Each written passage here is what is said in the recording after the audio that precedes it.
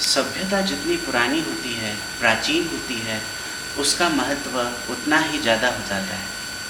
हमें गर्व है भारतीय होने पर, जिसकी सभ्यता सबसे प्राचीन और सबसे सर्वोत्तम है। जिसे मिटाने की कोशिशें तो बहुत हुई, पर हम भारतीयों ने उसे मिटने नहीं दिया। आपको पता ही होगा, दुनिया की सबसे पहली यूनिवर्सिटी, सबसे पहला विश्वविद्यालय हमारे भारतीयों का ही था, हमारे भारत में ही था, जिसका नाम था नालंदा यूनिवर्सिटी। और बख्तियार खिलजी ने सिर्फ यह सोचकर उसे जला दिया कि यह भारतीयों की अस्मिता का प्रतीक है, और जब तक इसे नहीं खत्म किया जाएगा तब तक भारतीयों पर राज नहीं किया जा सकता। इसलिए उसने हमारी ये नालंदा यूनिवर्सिटी को जला दिया, जो कि 6 महीने तक जलती रही। और सोचिए, जो चीज़ 6 महीने तक जली हो वो कितनी विशाल होगी, उसके अंदर कितनी सारी बुक्स होगी, हमारा कितनी सारी सभ्यता, हमारी कितनी सारी बुक्स, हमारा कितना सारा ज्ञान होगा। और उन सभी चीज़ों को उसने जला दिया। पर फिर भी हमारे टीचर्स ने, हमारे गुरुओं ने उसे संभाल के रख दिया। और जब हमारी बुक्स जल गई, हमारा ज्ञान नहीं रहा, तो उन्होंने एक पीढ़ी से दूसरी पीढ़ी तक इस ज्ञान को पहुंचाने के लिए एक वेदी, द्विवेदी, त्रिवेदी और चतुर्वेदी बना दिए। अब इनका मतलब क्या था? जब हम बात करते हैं एक वेदी की, तो गुरुओं ने जब एक वेद किसी को सिखाया तो वो बन गए एक वेदी। जब किसी को गुरुओं ने 2 विद्या दे दी, 2 वेद सिखा दिए, तो वो हो गया द्विवेदी। जब किसी को 3 विद्या सिखा दी, 3 वेद सिखा दिए, तो वो हो गया त्रिवेदी। और ऐसे ही जिसको चारों वेदों का ज्ञान हो गया, जिसको चारों वेद सिखा दिए, वो हो गया चतुर्वेदी। और ऐसे ही हमारे गुरुओं ने इसे आगे बढ़ाते चले गए हमारे ज्ञान को, और आज भी हमारे बीच ये चारों के चारों वेद हैं, जिसके अंदर ऋग्वेद, सामवेद, यजुर्वेद और अथर्ववेद आते हैं। और आज हम बात करने वाले हैं इन वेदों की ही। इससे जुड़ी हुई बातों से पहले मैं आपसे एक क्वेश्चन करना चाहता हूँ।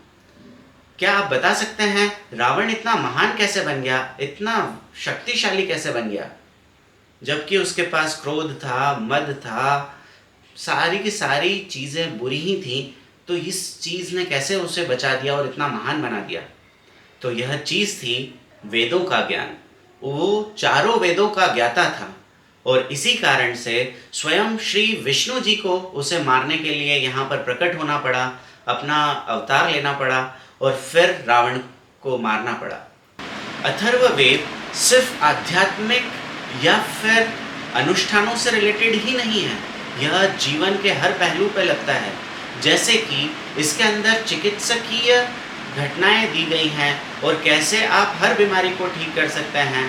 आपको सुश्रुत जैसे विद्वान ऋषियों के बारे में भी बताया गया। अथर्ववेद बताता है, अगर किसी को पीलिया हो जाता है, या फिर किसी को बुखार आ जाता है, किसी को हृदय की बीमारी हो जाती है, तो वो सूर्य भगवान को जब आप एक लाल कलर के कांच के अंदर अपने आप को डाल लेंगे, और उसके बाद सूर्य भगवान की किरणें जब लाल कलर की आपके ऊपर पड़ेंगी, तो आपका पीलिया तक ठीक हो सकता है, और आपका हृदय रोग भी ठीक हो जाता है। फिर बताया गया है कि अलग अलग बॉटल्स में अगर आप पानी को रख दें, और फिर सूर्य भगवान की किरणें उसके ऊपर पड़ती हैं, और फिर आप उसको ग्रहण करते हैं, तो आपका स्वास्थ्य कभी भी खराब नहीं होगा। इसके बाद बताया गया है जल की महत्वता, वायु की महत्वता। क्या सिखाता है हमें समुद्र? समुद्र से सीखा जा सकता है उसकी गहराई। आपकी बातों में गहराई होना चाहिए, आप प्रेम पूर्वक, उदारता पूर्वक होने चाहिए, जिससे सबका भला हो। जैसे समुद्र सभी का भला करता है, वैसे ही आपको भी दानी बनना चाहिए, और 16 हाथों से आपको कमाना चाहिए, और हजारों हाथों से आपको लुटाना चाहिए, दान देना चाहिए। इसका अर्थ यह कभी भी नहीं है कि आपके पास तो 2 हाथ हैं, तो आप 100 हाथ से कैसे कमा सकते हैं, और अगर 100 हाथ से कमाएंगे तो 1000 आदमियों को कैसे खिला देंगे। आपका इसका मतलब यह था, हमारे अथर्ववेद बताती है कि आप 2 हाथ जो हैं उससे इतनी मेहनत कीजिए कि आपके 100 हाथ हो जाएं, और आप 100 हाथों वाली मेहनत कीजिए, इतना आप धन अर्जित कीजिए, और उसके बाद हजारों हाथों को आप दान दे सकें, ऐसे महान व्यक्ति बन जाए। ऐसी महान है हमारी अथर्ववेद। और ऐसे ही अगला वो सिखाती है अग्नि, जब हम यज्ञ का इसके अंदर बहुत इम्पोर्टेंस बताया गया है।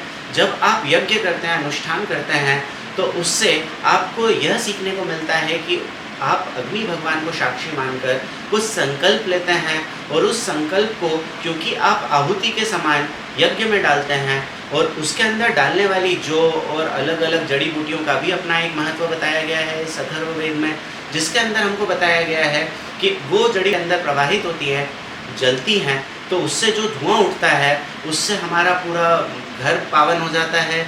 जितनी भी नेगेटिविटी हमारे आसपास होती है वो ख़त्म हो जाता है। हमारा हृदय बहुत कोमल, शीतल और बहुत ही अच्छा हो जाता है। हमारी सोच बहुत पावरफुल हो जाती है, पॉजिटिव हो जाती है, जिससे कि हम कभी नहीं हारते और हम हमेशा जीतते हैं। इसीलिए आपने देखा होगा पुराने ज़माने के हमारे जितने राजा थे वो हमेशा यज्ञ किया करते थे, हवन किया करते थे, ब्राह्मणों को खिलाया करते थे। तो इसीलिए इसके अंदर धन अर्जित करने का भी कहा गया है और दान देने का भी महत्व बताया गया है। पर दान कभी भी स्वार्थ के लिए नहीं होना चाहिए। यह दान हमेशा दूसरों की भलाई के लिए होना चाहिए। और अगर आप 100% अगर आप 1 लाख रुपए कमाते हैं तो आपका 10,000 रुपये शायद दान होना चाहिए।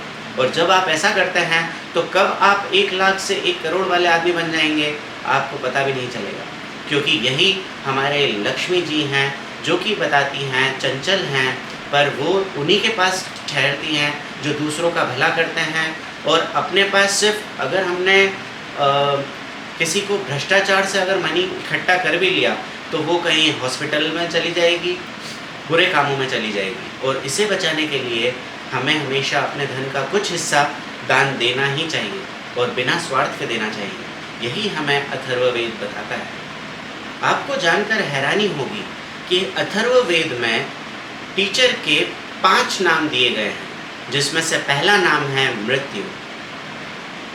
आप भी चौंक गए ना? जब मैंने पढ़ा था तब मैं भी चौंक गया था। अब टीचर का मृत्यु से क्या लेना देना, पर यहाँ पर बहुत ही अच्छे से इसे समझाया गया कि टीचर को मृत्यु इसलिए कहा गया क्योंकि पहला जन्म तो होता है माता पिता से, फिर जब वो गुरुओं के पास आता है, टीचर के पास आता है, तो ज्ञानार्जन करता है और फिर तेजस्वी होकर उसका नया जन्म होता है।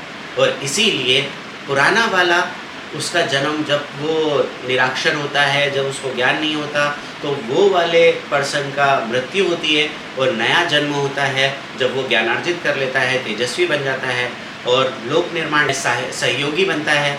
और ऐसा ही है अथर्ववेद, जिसके अंदर बहुत ही दिव्यता है और हमें अपने प्राचीन भारत की प्राचीन सभ्यता को और विशाल सभ्यता को बताता है।